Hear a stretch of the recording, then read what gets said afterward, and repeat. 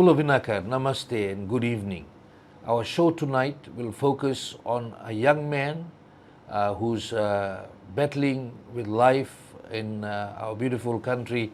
A lot of successes, but coming through with a lot of challenges as well.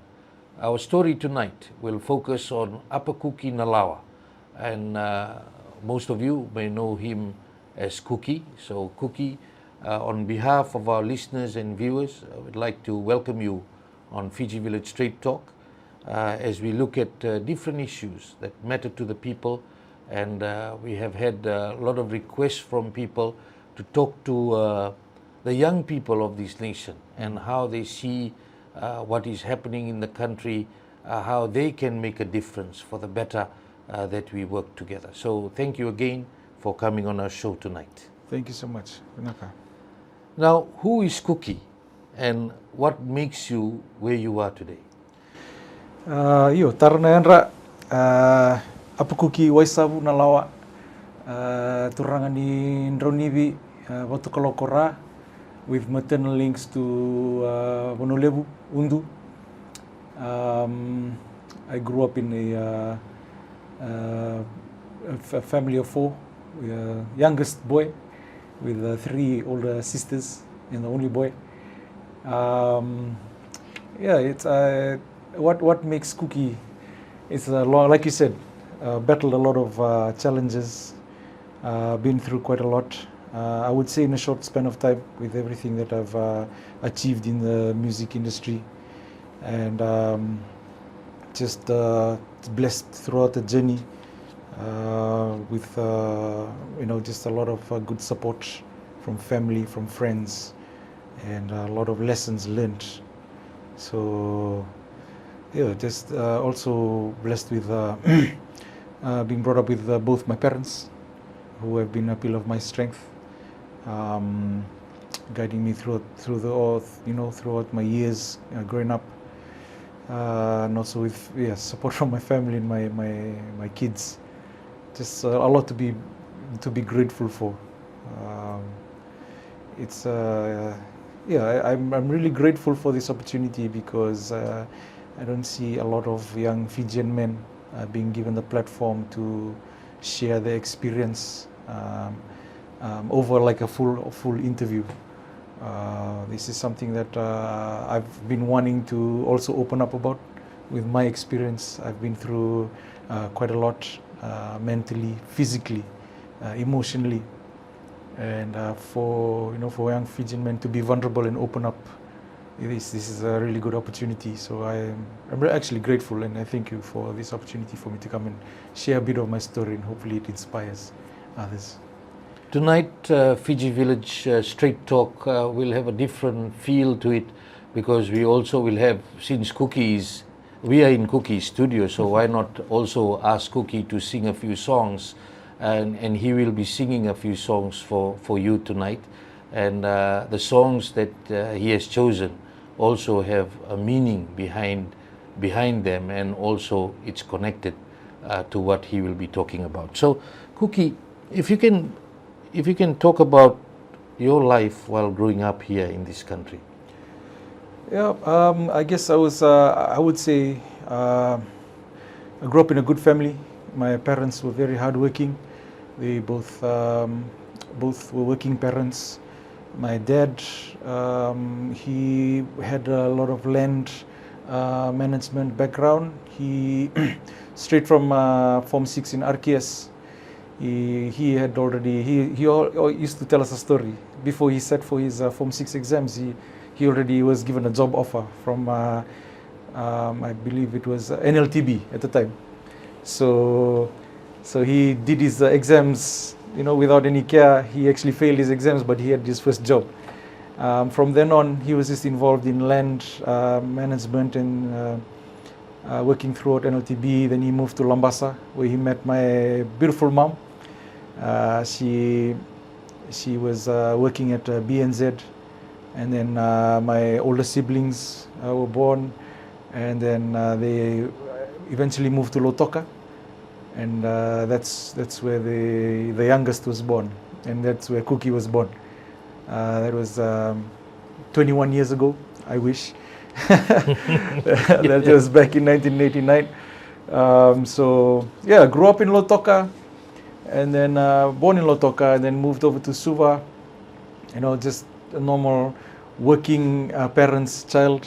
Both parents are always on the go, always working. Been brought up by, you know, relatives who used to come from the village, from my dad's side or from my mom's side. And we were always, you know, brought up with a lot of our relatives from both my mom and my dad's side, which I would say I'm really grateful for, because we got to learn, you know, to be grateful for what we had while growing up.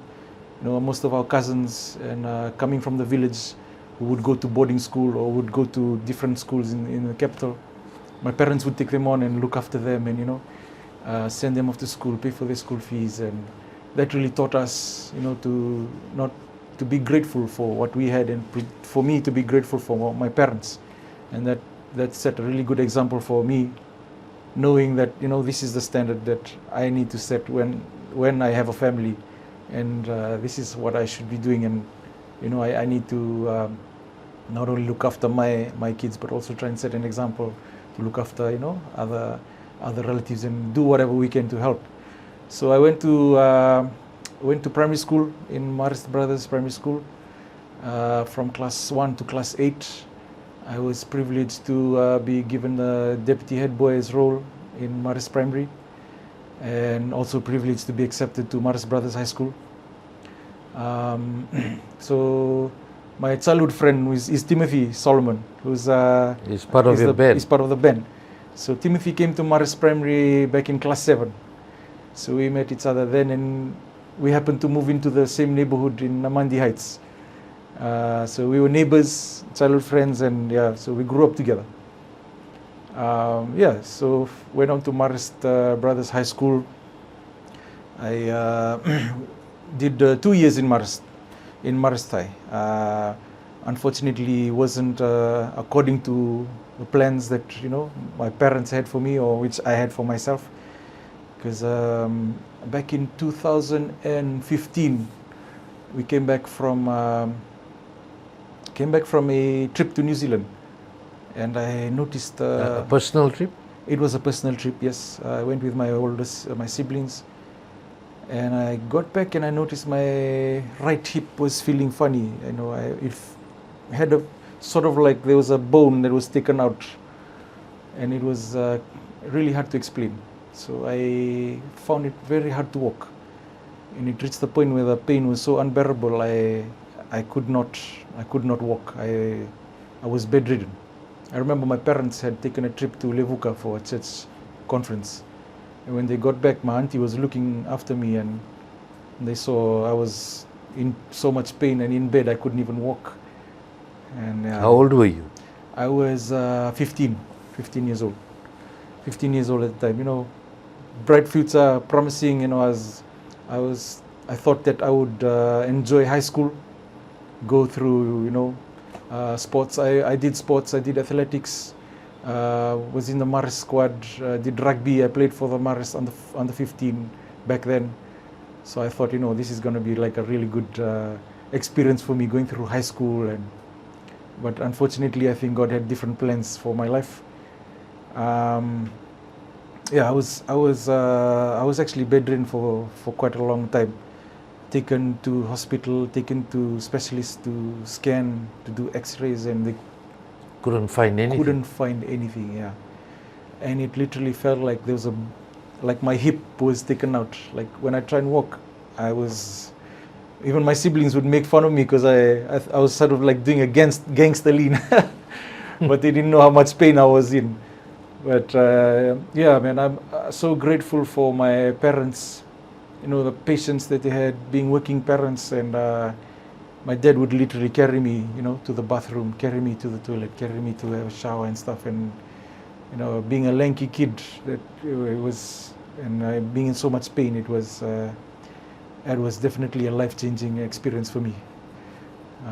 What was going through your mind? I mean, you had big dreams, you know.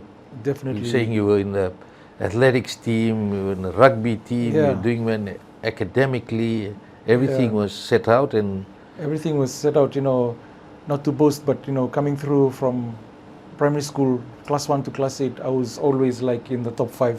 I never went beyond, like, so being privileged to be the deputy head boy back in primary school, I was thinking, okay, maybe I can go for head boy or something in high school. And I thought, like, I can thrive in sports, maybe I can get a scholarship. And when that happened, like, at such a young age, I didn't know how to at first I didn't know how to react, I didn't know how to act. I remember just not only from the amount of pain physically, like emotionally, I was just crying throughout the night because I was in so much pain, not only from the physical side, but just thinking of the missed opportunities. I actually missed out school for like the whole year, and to the point where I lost interest in school because I was so ashamed. I was so ashamed of going back, and I was ashamed that I would have to repeat, and I would have to start all over again, and what would my friends think of me, and trying to fit in. So that was really a tough time for me. And for me, the person that I'm not really an open person to share. you bottle it in, Of course, or used to bottle it in. I even Still like bottle it in. I hardly share this. Yeah, so I'm grateful that I'm given this opportunity, and I think it's time to share, because there could be someone else who's going through the same situation, and being that young, you're just you're completely lost. But like I said, my family was my stronghold. They were the ones that held me together. My parents, especially my dad, he's always encouraging me to never give up. Even when I said, like, I've lost complete interest in school, like I feel blank, he said, okay, we'll find something for you, like, respect like your decision. Obviously, seeing the amount of pain that I went through, I had to learn how to walk. I started from crawling, then I used the wheelchair, and then I was on the crutches for a few months. So still, up till today, I still feel that pain in my hip. So what I do is I always have to stretch every day. I have to, and to me, it's not a reminder of the pain. It's a reminder that I overcame. I've overcome that, and I've come this far, and there's no stopping me to get to whatever I can dream of, or whatever I wanna become. So how did you overcome it? From then on, I actually joined a church. I went on a spiritual path as young as I was, because like I said, at that young age, I didn't know how to deal with the emotional pain, how to deal with stress. Being 15, we don't even know what stress is, and you don't know how to cope with all these things that are running in your mind. So that's where I was drawn to music, and it was through the church. There was a missionary church that my granduncle was a part of. So I went to one of the services, and I heard the worship team, and I automatically, like that, just I found my place. I found my place in music, and mind you, at that time I didn't even know how to keep a beat. I didn't know how to even be on tempo with like a tambourine. No clue at all, like how to play an instrument. So I took it upon myself to teach myself, and I just got lost in the music. Like I just had so much passion. I found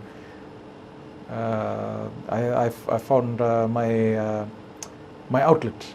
Yeah, through everything that I was going through, I just directed everything into music, and I think that's how I picked it up so fast. Being self-taught, and I just started on the drums. Within a few weeks, I was already playing the drums, and then I jumped to the guitar. And then, at that time, my parents were probably thinking, wow, What is he doing? What is this? Like where is this going to go?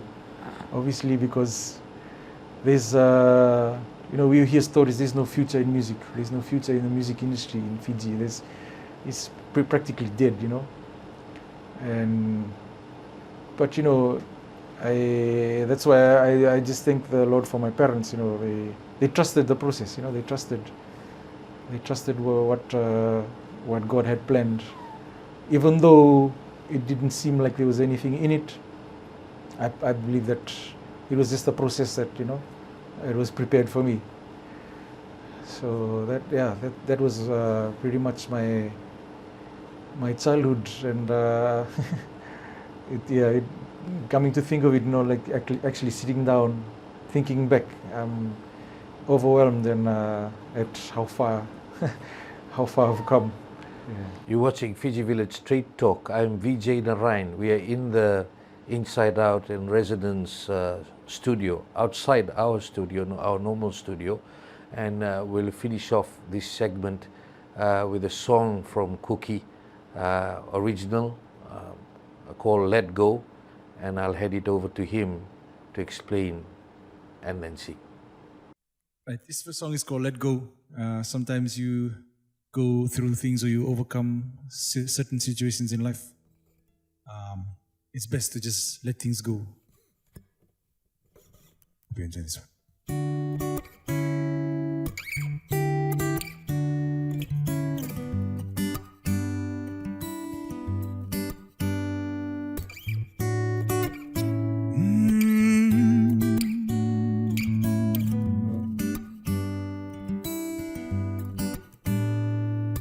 I know you're hurting, fighting to hold on, reliving memories.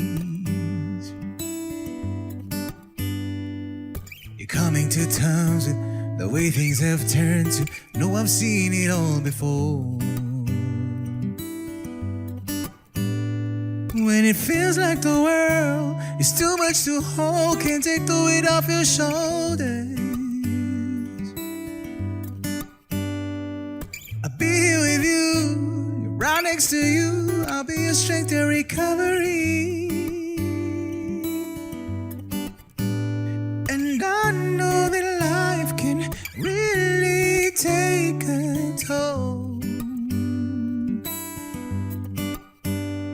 You hold the key, open up and just let go. Just let go. Ooh, yeah. Just let go. Hey. So just let go. Make it our home. Our world, one breath to respire and keep going. Let no one keep you from your free mind. Just let go. So just let go. Make it our home. Our world, one breath, respire and keep going. Let no one keep you from your free mind. And just let go. So just let go, make it our home. Our world, one breath to respire and keep going. Let no one keep you from your free mind. And just let go.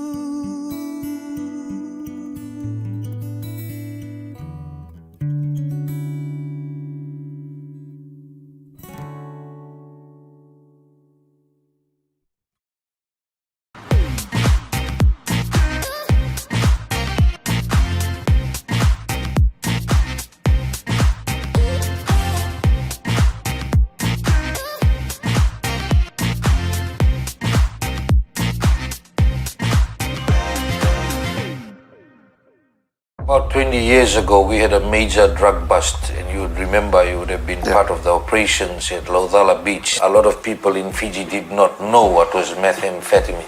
and what we are picking up on, people are saying it's readily available. Just the issue in relation to General Secretary, was that a tactical move that he ejected himself from Parliament? Personally, it's unfortunate. How are you dealing with those police officers who may be allegedly involved in this? Vijay, no one is above the law. We assure you that we will be having police officers around. As a result of that bad policy, by the end of this month, we would have lost close to about $70 million in government revenue. Bula Vinaka, I am Vijay Narayan. This is Fiji Village Straight Talk. Fiji Village Straight Talk with Vijay Narayan. Watch it live on the Fiji Village Facebook page and YouTube channel.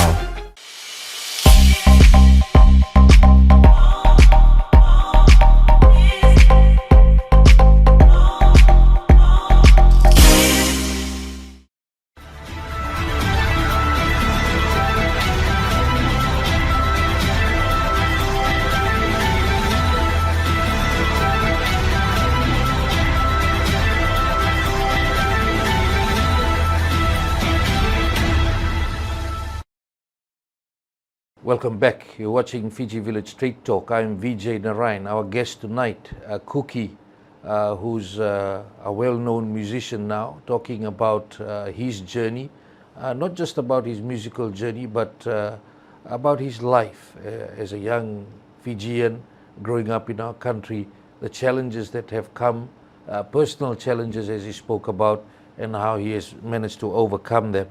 Now, Kuki, from your perspective now, where do you think the music industry is heading, where we have come? It's looking back to when I jumped into full-time into the music scene from playing in church. I believe back in end of 2012, 2013. I remember when we formed Inside Out, I think we were like probably the only young band at the time.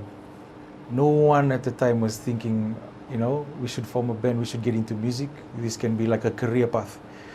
And I'm speaking on behalf of like getting in our generation at that time. We were 20.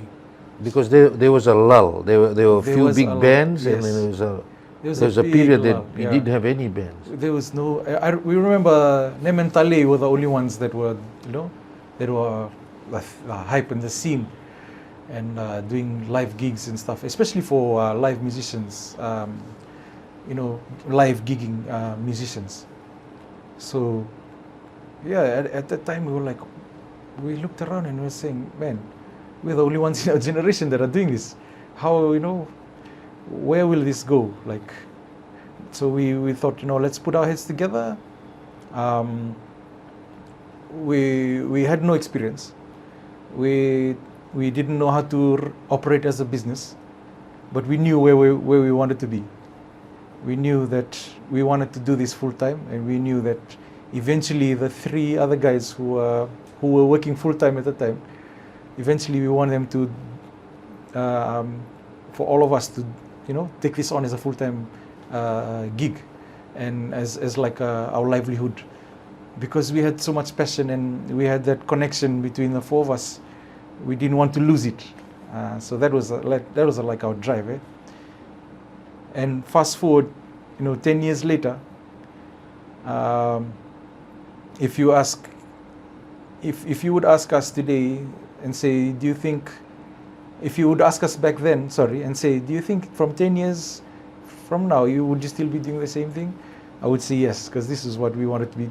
This is exactly what we wanted to do from when we started.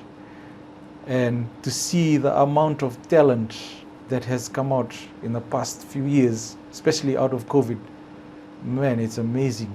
The content that has been coming out and the confidence with the artists that are performing, live, and the writing, the quality of the writing, the quality of the content. It's just so encouraging as well for us, because, as artists, sometimes when you try and do something new and you see that no one else is doing it, you sort of like try and withdraw into your shell, and especially with our culture, we have that Mandua culture. And for us to see that other young budding artists are like coming out with the confidence and stuff, it's like, man, this is exactly what we wanted to, what we wanted when we started. And this is really good for the industry because it promotes creativity, and it also encourages, like even corporates, government bodies, and it promotes a lot of we can gather a lot of support because there's just an abundance of talent. It's just out of sort of like in the past few years, it's just the Fiji music industry has just bloomed. You've touched on a good point about the focus on creative arts, performance arts. There's been a lack of it in the past decade or so. Yes. Where we have the focus on the academic side of things. But do you think more needs to be done for creative arts, and more programs needed even to enhance these skills? Most definitely. For us, that's the whole reason why we created a sister company, Resonance Entertainment. Firstly, because we were given opportunities to expand in the entertainment industry, in the tourism and entertainment industry, but we wanted to keep the image of Inside Out as just the four of us. And then we thought, you know what, the experience that we've come through, the hardships that we faced, and being able to operate and run this as a business, let's put all our focus and all our interest in setting up this company so that later down the line, we are setting up a platform that other budding musicians, other school leavers, and young people that wouldn't really excel in the education system, but they have, they're really creative. Let's set up a platform as small as it is. Let's build it up so that we can create opportunities that we didn't have when we started off, because we see that there is a big lack in the creative side of things. If you go overseas, you go to Australia and New Zealand, there is a lot of support with grants, for songwriting, for creative, for dance, for even like music production, and there's it's become they've sort of like formalized it and made it an industry, and we feel like it's time for Fiji for the creative arts to be recognized, because what is life without arts? It's boring. Everywhere you go there's music. Nowadays all you see on our TikTok feeds is dancing. There's a lot of creativity out there. We just need to put our heads together and sort of like formalize it and make it our own, like make it Fiji's own style. We don't that's what we feel. What are some of the negative effects from the journey you've had on music, where maybe musicians or people who are in the performance arts industry are losing out?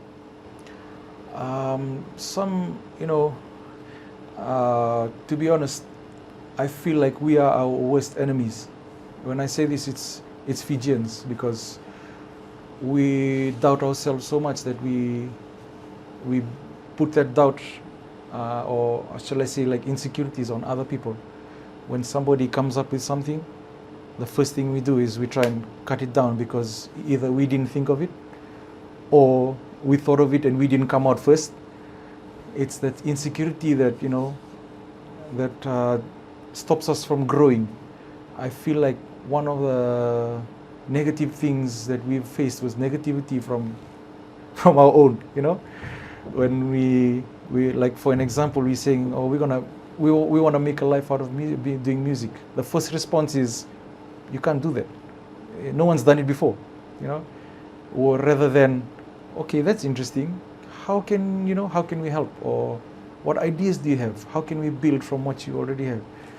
So that's why I say for us, in our experience, the main negativity that we've gotten is from our own selves.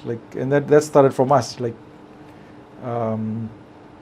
I feel That's one part of it. The second thing is lack of resources, not only to do with the music side of things, but also the business side.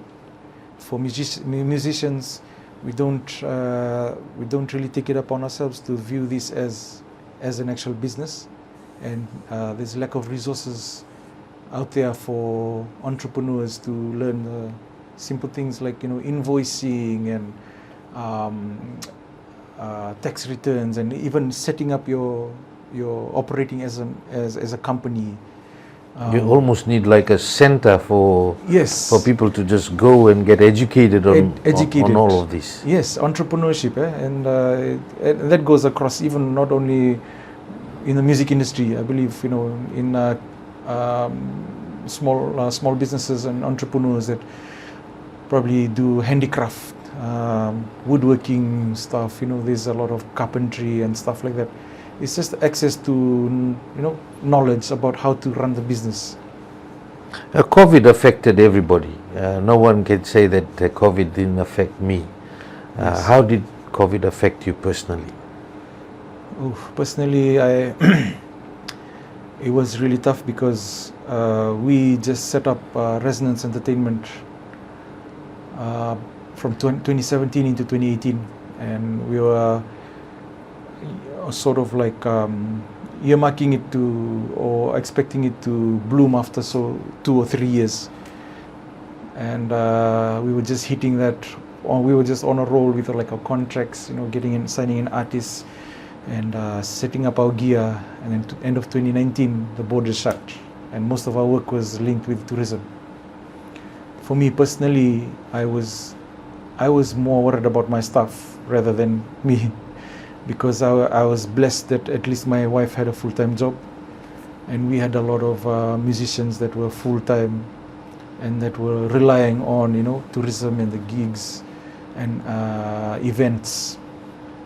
So that really weighed down a lot on me, thinking more of my team rather than myself, because personally I like to call myself as a survivor. Like, I'll find ways to, or means to make ends meet if it's to do with my family and stuff. And like I mentioned, my wife had a full-time job and she works for the government, so I was blessed personally that way. But the thing that weighed down on me was, I was just thinking of my stuff, and we lost everything. Like, our contracts stopped from having gigs every day to literally nothing, no income coming in. We had an office space in Waimono Road where we were renting. Like, we had to make arrangements for that. We pretty much couldn't pay rent. Our loans, we had, I personally had a house loan, with joint house loan with my wife, and fortunately the bank came through and said, we can stall your payments for a period of time. We had another property in Singatoka which we were renting, where we housed our artists and our staff, and we have our gear. So we had to pull out of our property in Suva, move everything at home, and we had a house full of gear and stuff. We had to move out of Singatoka and bring all our stuff to Suva, and that while not having an income. So it was a really challenging time. But for me personally, I was really just worried about my team.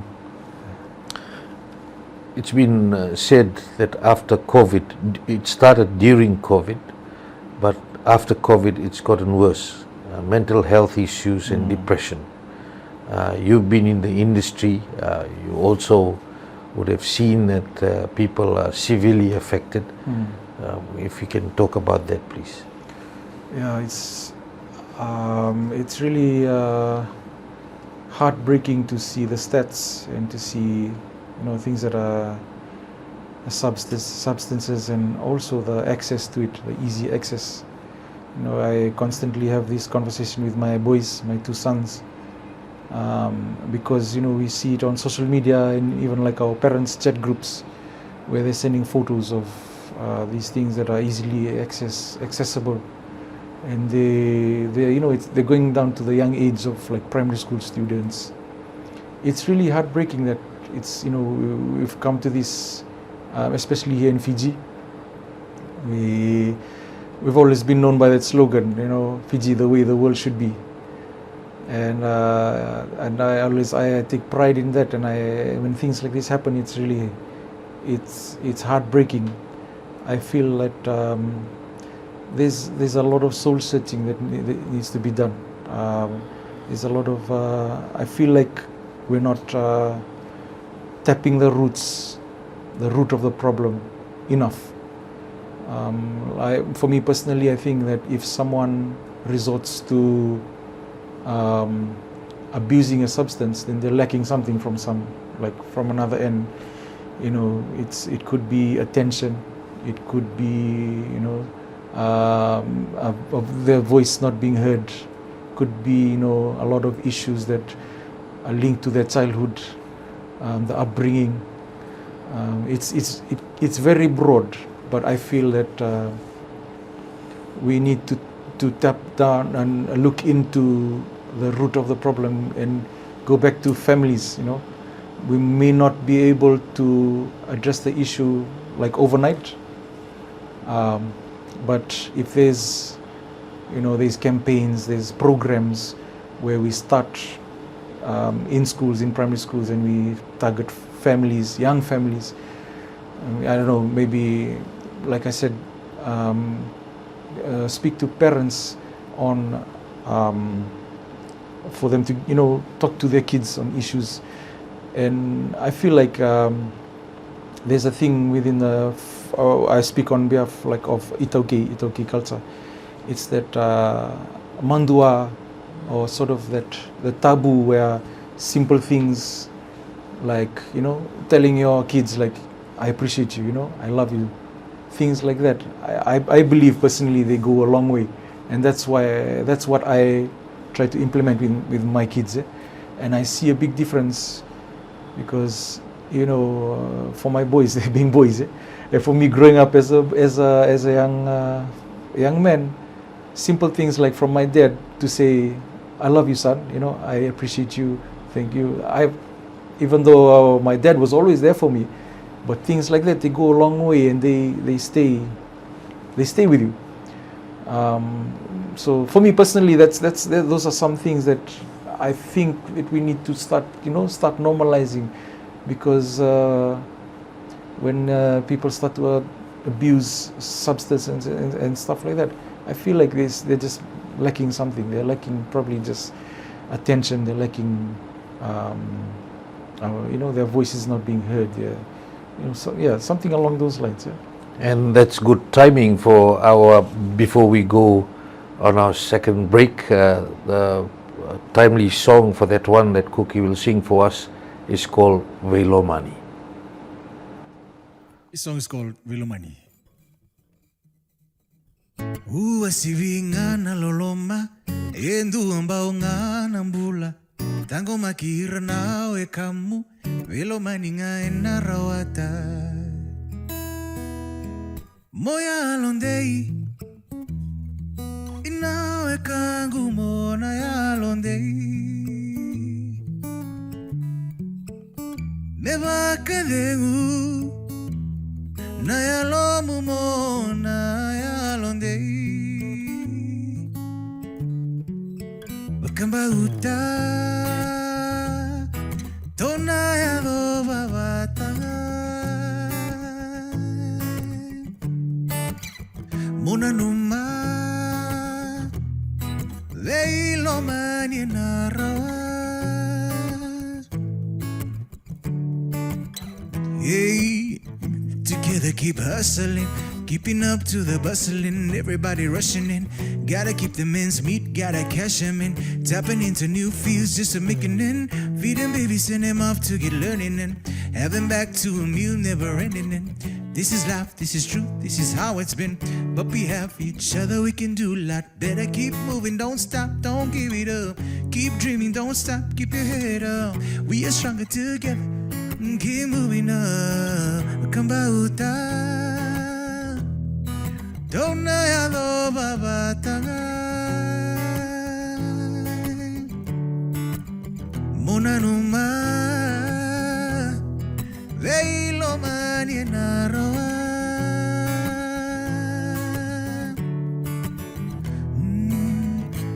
sibingana loloma endu ambao ngana mbula tango makira nawe kamu vilomani ngae narawata.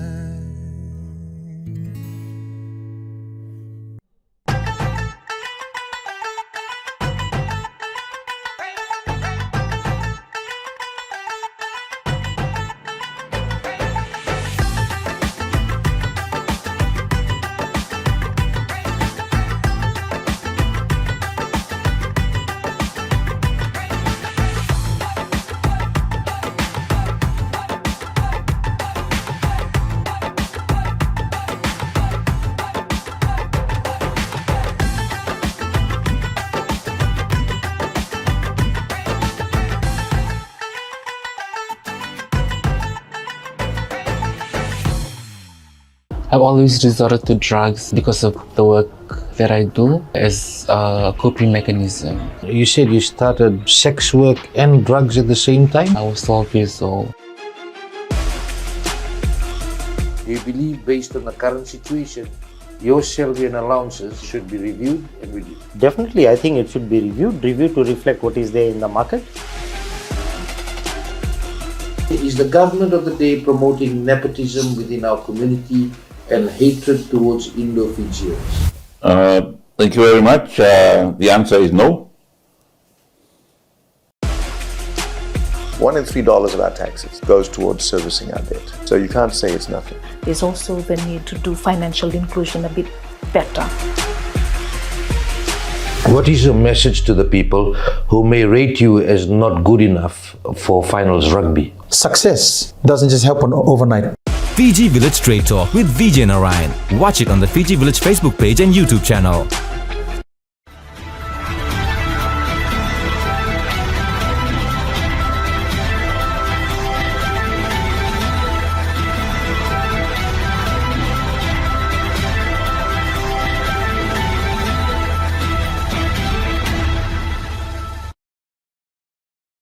Welcome back. You're watching Fiji Village Straight Talk. I'm Vijay Narayan. Our guest tonight, Kuki, and he's sharing his journey with us. Kuki, you're a young father. You have a young family. You spoke about your wife, and also you have two sons. One is 15 and one is 10. Yeah. There's a lot going on around you. Just before the break, you were talking about that. How do you see the importance of family and what you do for your family and for your sons? Oof, that's for me. That's that's my stronghold. That's my why. Things changed for me when I experienced the birth of my first son. At a very young age, I was 19. I actually. It was life changing from what I experienced when I was 15. When I saw the birth of my first child, that gave me a reason to, I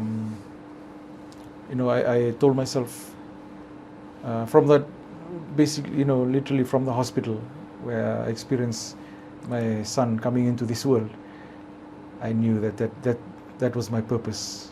My purpose and my drive to whatever field I was going to take,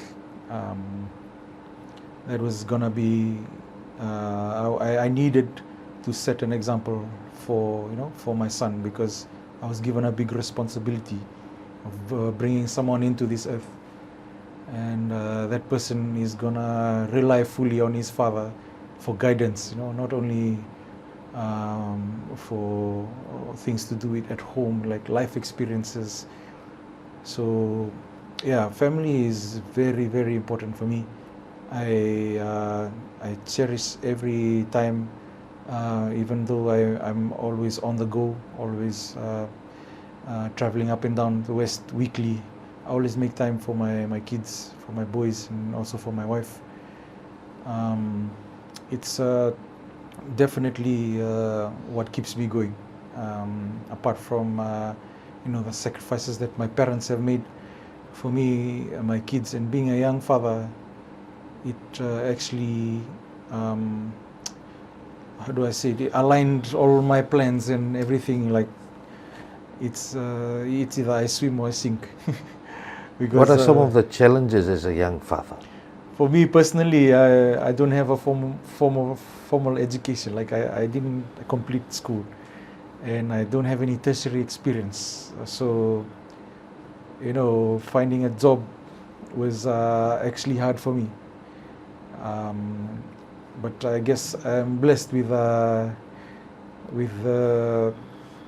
you know, coming from where I come from in Ra. We're known to be fighters, and we don't back down. So I think I'm really blessed to have that in my blood, where, you know, when one door closes, I say I can open another door for myself. And that's pretty much the opportunities that came up. I just built on. I remember doing my first gig before even doing a first gig, I was still in church, and Mango Cafe, back when it was in Nasese, they used to have live music every Thursday, Friday, Saturday, and I was still in church. The only thing I could play was church music. So my first son was born, and my wife got her first job at iTaukei Affairs Board, and I was thinking to myself, what am I going to do with my life? Like, I'm the head of the family. I need to do something.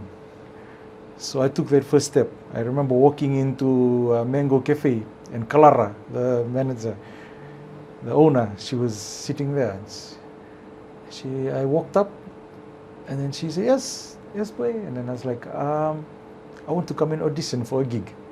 Mind you, I didn't even know how to play any worldly song, only church songs. It's like, okay, can you sing or play? Yes, I can sing and play. Okay, show me. So I was like, oh, give me some time. Let me run back and grab my guitar. So I ran back. I grabbed my guitar. Before I grabbed the guitar, then I just tested out one song. It was Gravity by John Mayer. That was the only song I knew how to play at that time. So I was like, my child is there. My wife already got a job. I need to find a job. So I ran back to Mango Cafe and I sang Gravity. Got the job? She liked it so much, she said, can you start next week? I didn't even have a repertoire, any gear, and no one to play with. I said, yes, I'll have a band by next week. So I went back and I gathered the church boys, and then by the following week we practiced and we nailed our first gig. And I remember receiving, I think it was $150 at the time for the full band. Me being the kind of person I am, I thought of everybody else, so I got that money and I paid everybody. And I didn't even pay myself. So that's how I started. That's a few of the challenges, and then the rest is history. What are your thoughts on knowing one's culture and tradition and language? Ooh, that's very important nowadays.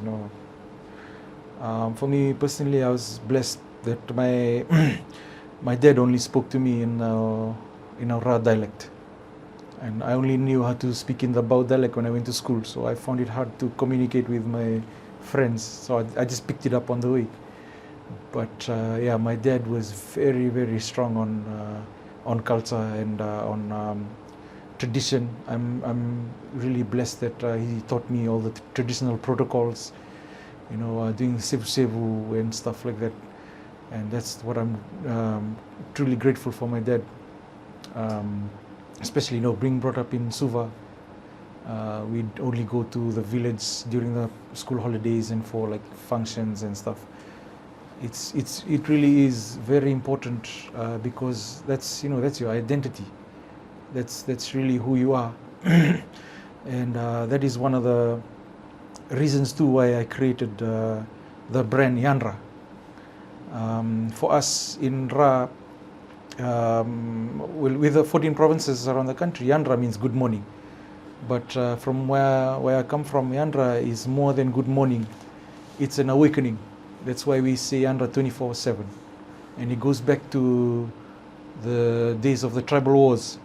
They would remind each other, stay woke, be vigilant. Also know who you are. Know who your relatives, know your connection between, not only within your village, but in the Tikina, in the province, and in the your connection with the different provinces.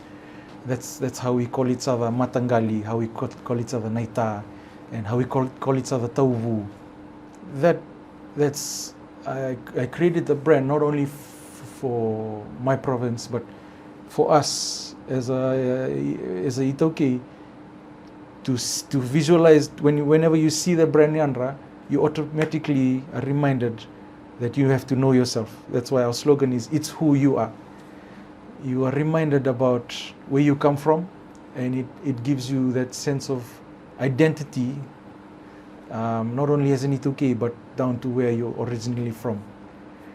So that's, I'm very strong on, I'm a strong believer on preserving culture.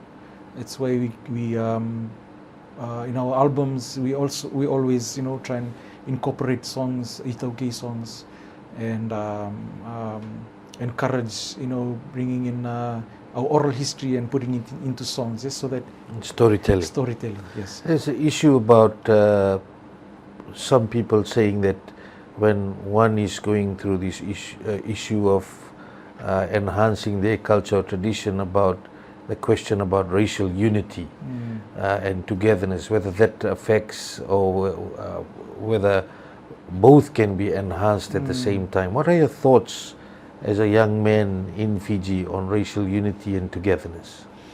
That's a really good topic. If I could reference it from the music industry, there's always a question. We always get asked, who do you think is the best band in Fiji, or who do you think is the best musician? And for us in Inside Out, we have a totally different view, and we always say, you know what, in our industry, there's no two people that are the same. There's different musicians with different gifts, with different talents, different sound, and these we believe is it's God-given, and it's something that we shouldn't compete. We shouldn't compete with. All we do is we'll run in parallel. There are times when we will collaborate, we will work together. At the end of the day, we are who we are, and we will run in parallel. But there's that respect, there's a respect. And if I use that as a reference in a cultural aspect, I believe it's the same, because we are who we are, and we can't change that. It's God's gift to us. Knowing who you are, you shouldn't be mocked or ridiculed. You have every right to have a sense of belonging, and if you are trying to sort of revive your culture or focus on your culture, that is your absolute right. I believe that respect is what we lack, with all the different races, and it's something that goes back to what I was saying. We have to look at the root. Go back to the root of, and focus on families and see how we can implement, get back to respecting, respecting each other. Because I feel like we will run in parallel. There are times when we will collaborate, times when we will do things together. But at the end of the day, we will run in parallel. Yeah, we're not competing against each other. There's a mutual respect, and I believe that there's a way that we can live together and obviously grow together. Question on real issues affecting people on the ground at the moment. Drugs is a big issue. Hard drugs. There's issue of kids as young as 11 years old shooting up meth, dealing drugs out on the streets, being used by pushers to deal that so that they can get their next hit, and then going and looking for other children, infiltrating into the school system even, and it's everywhere. Issues in relation to bullying growing, rapes, young girls going missing from home, a lot of pressing issues. You have a young family. And you talked earlier how you're trying to make sure that they are well protected, they understand. How are you dealing with these challenges, and what's your message to the people watching out there? Yeah, it's really, as I mentioned, it's heartbreaking, because not only do we have for me personally, not only do I have a young family, but I've been through that, the teenage life, the pressures that come through, and without proper guidance, you easily persuaded, easily with peer pressure, and also with the accessibility with social media, communication, and videos and things that are out there. It's really, really, really tough to nail down these issues, and to try and fix it. I believe, like what I said, it goes back to the families.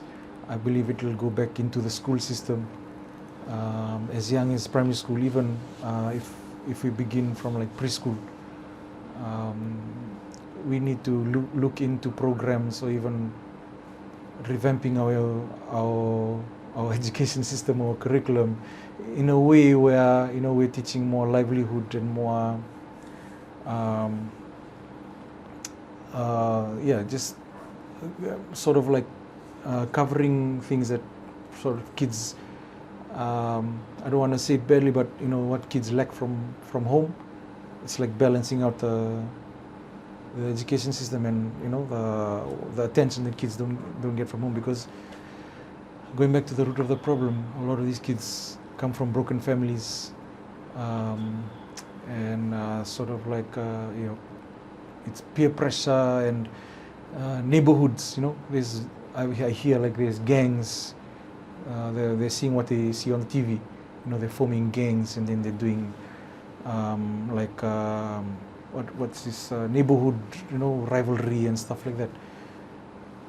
Like I said, it's gonna be really hard, but we just need good role models to come out more and speak on these issues.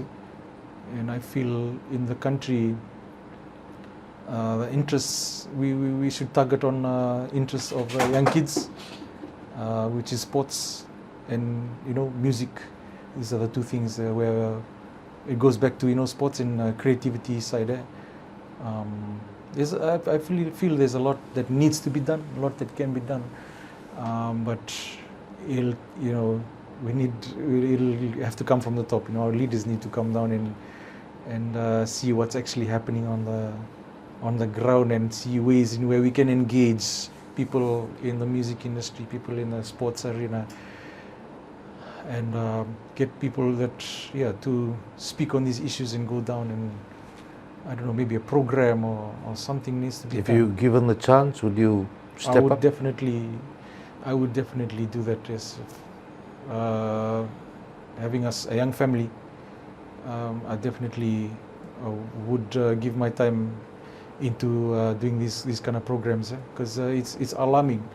It's alarming, and it's happening at such a fast rate. And it's going down to the young kids, especially with drugs.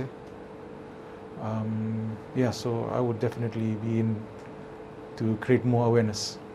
And before we finish off with the show tonight, my final question, and we'll go straight into the show ending with Kuki singing his last number and talking to you about what that song means to him. We finish off with you talking about your pillars of strength along the way, and why they have been there, becoming your strength in what you have achieved based on your journey. You've said you've had some very traumatic experiences, which has affected you mentally and also physically, and at the same time, what has been your strength now, knowing that you have just released a new album, and your plans for the future? Thank you. I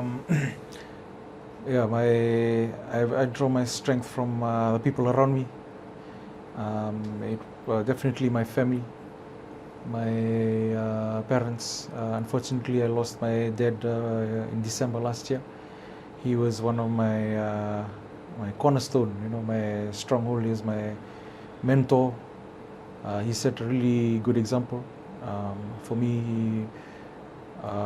From being brought up in the village, direct from the village, going to RKS and then working his way up to becoming the permanent secretary for Ministry of Lands at his prime.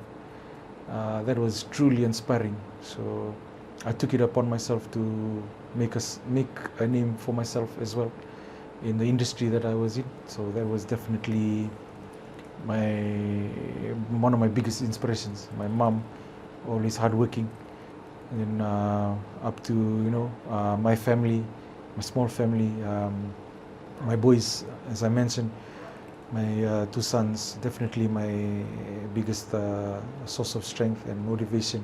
And my wife, who's been with me through thick and thin, she's definitely played a big role. And we just released a new album. And also I should mention the staff. We have close to 30 staff in Resonance, and their families, and their kids. That's what keeps me going, and that's we've got a really good team. So that's my motivation. And we just released an album from Inside Out. It's called Yo.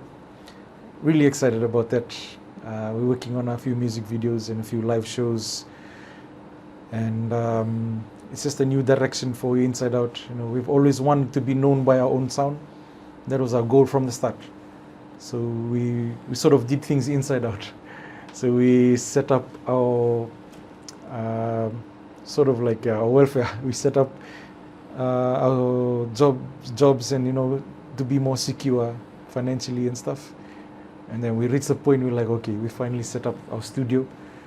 And then we went back into studio, and then we're going to do what we actually planned to do from the start, which was to be known by our own sound and to travel the world, taking Fiji music to the world. That's why we have the tagline, from Fiji to the world. So we just sort of like getting started.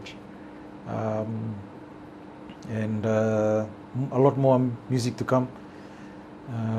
Definitely Resonance is growing, and would love to make Yanra a global brand and tell our story.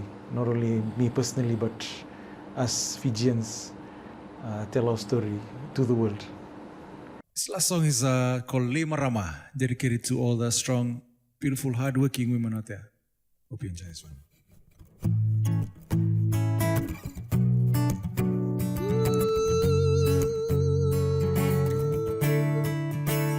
Dina, Dina, Dina, Dina, Dina, Dina, Dina, Lay Marama. You're beautiful in every way. Lay Marama. Be you no matter what they say. As lit as the morning sun, your light reaches everyone. Your love makes the world turn. Dina, Dina, Lay Marama, you are beautiful. Makana mata ni diva girl. You are a queen, finest thing you are, you are, you are Lay Marama. Ooh, you're beautiful in every way. Oh yes you are, Lay Marama. Oh, be you no matter what they say, yeah. You are fire, you are strong. Ikona Rossi, you belong. You are a queen, finest being, Vakokoa. You are fire, you are strong. Ikona Rossi, you belong. You are a queen, finest being, Vakokoa. Lay Marama. You're beautiful in every way. Oh yes you are, Lay Marama. Yeah. Be you no matter what they say. Dina, Dina, Dina, Dina, Dina, Dina, Dina, Dina, Dina, Dina, Dina, Dina, Dina, Dina. Lei marama.